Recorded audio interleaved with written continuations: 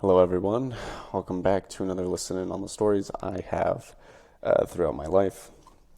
Here's an entry from January 12th, 2024 at 2:55 a.m.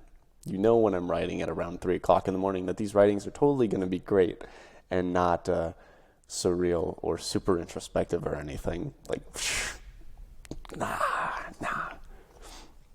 So I finished the last 7 episodes of Evangelion, and wow, I'm speechless. After the halfway point, the show switched gears, or more so reveals its gears, and starts to crank on a ton of stuff at you. But first, let me tell you a story. When I was young, I liked the idea of shapeshifting, superheroes, creatures, men and women. Eventually, I had attached myself to the idea that whatever I walked over a place someone else has, I would turn into them. I would stress about this for a while and would try to combat it via holding my breath. After a while, I realized something. If I changed into someone else, there's no way for me to change back to me. Fast forward a couple of years and I began to practice imitating people and characters. Jim Carrey and Sonic the Hedgehog, to name a few. Even at times, Patrick Bateman's very polite demeanor. None of the violent stuff. If you've read the book or seen the movie, most of you've probably seen the movie, but I've read the book because I'm cool like that. Anyway, I got pretty good at the point where I had compiled a long list of people and characters that could probably stretch a mile. The last piece of this story comes from my favorite anime of all time, JoJo's Bizarre Adventure. Evangelion's number 2, by the way, in case you're curious. Although, I think after watching Vinland Saga might be number 2, and Evangelion's number 3. I think that's where I'm putting it. I think Vinland Saga is number 2. With this, the community surrounding the show likes to find references to JoJo in any way possible, obscure or not. I easily assimilated myself into the JoJo culture because of this. These 3 stages that I have gone under made me start to think of the common question, who am I? Which is funny because in itself is a JoJo reference to JoJolion in part 8. No! Over the course of my life, I have become able to adapt myself to almost anything regarding interactions with people. In fact, a couple nights ago, I told Britt how I don't care how a girl would want to run a relationship with me because I will simply adapt to her. As long as she accepts me for who I am, and then I would be happy. But who am I? And on another note, why would I do that? By now, I do kind of have a way I want to run a relationship. I want, both of us to be responsible adults, right? I don't want to be the one person kind of just slaving away, doing everything. And vice versa. I don't want to be a lazy bum doing absolutely nothing. I want to be held accountable for, getting a job, getting money, taking care of possible children, stuff like that. For all I know, I'm just a collection of people other than me. The one thing stopping me from believing this is the existence of this book.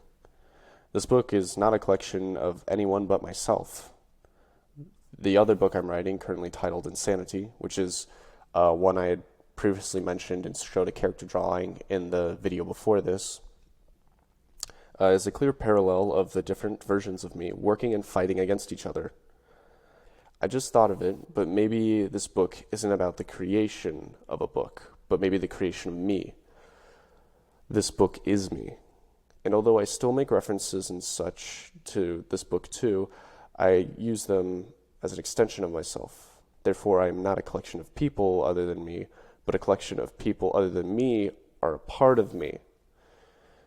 You can see where this kind of went down the rabbit hole, kind of like Evangelion. Sorry. Not sorry. I think writing about this and pondering over it will help me get out of this slump I've been in for the entirety of winter break. You see, I've been a bit lost in thought about what I want to do with my life and the usual I'm lonely sludge. And it's made me very emotionless and careless about everything. My mother even questioned me at one point, asking if she did anything wrong. In return for these thoughts, I also ended up lacking any sort of motivation, which is not good when you've set goals for yourself. Also mentioned in the previous video. It hurts when this happens because it feels like a hole that keeps getting deeper and deeper. This spark, however, has started something within me, and I feel a bit better knowing just a little more of who I am. Oh yeah, Evangelion. To be honest, go watch it. I highly recommend it.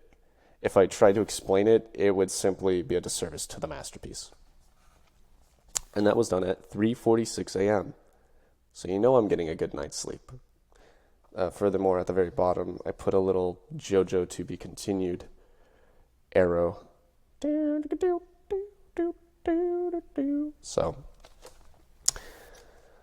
yeah, this entry I feel like, this entry I think was pretty cool because I, as a kid, did indeed worry and stress about like if someone like walked in front of me this way, but I'm going this way. If I walk through them, I become them, and I feel weird. Like I don't feel like me. But then it comes back to that question of, well, if I do that, then how do I return back to myself, right? And even then, in any genre of shape-shifting, how does a shapeshifter shape-shift back into themselves if they, don't have a reference or something? Like, for them, is it a feeling or is it just a state of, like, relaxation? Like, do they have to be tense when they're shape-shifting? Which I think is just an interesting thing to think about because shape-shifting is, a superpower that a couple people have. I can mainly think of the one from X-Men. I forgot the girl's name, but you probably know who I'm talking about. But yeah, it took me a while to realize, but this book that I'm creating is me. And I think that's something very special because it means no matter if I forget who I am, like have amnesia, or I'm losing my mind from like dementia, which is one of my greatest fears, there'll always be some sort of documentation of me and deep thought. And so people can get a better picture of who I was and how I think. And it's partially why I'm putting this on YouTube, because eventually, the universe will come to a giant great fireball or whatever, blah, blah, blah, some years later. And now I exist as waves on the internet being broadcasted infinitely out into the cosmos, which is pretty cool. So, I would highly recommend writing a book and putting down your thoughts just like I am, because in a way I find it therapeutic personally. But also if you feel lost, then maybe you can help find yourself by writing. So I'm going to leave it at that. And I hope you guys, I don't know if you can see it. Oh, have a safe jump. I don't know if this bottom part, the record sign's blocking it. Have a safe jump. And I don't mean like off a bridge. I mean like off a plane when you have a parachute and go skydiving. So that's where I got this shirt from. Focus, camera focus. See ya.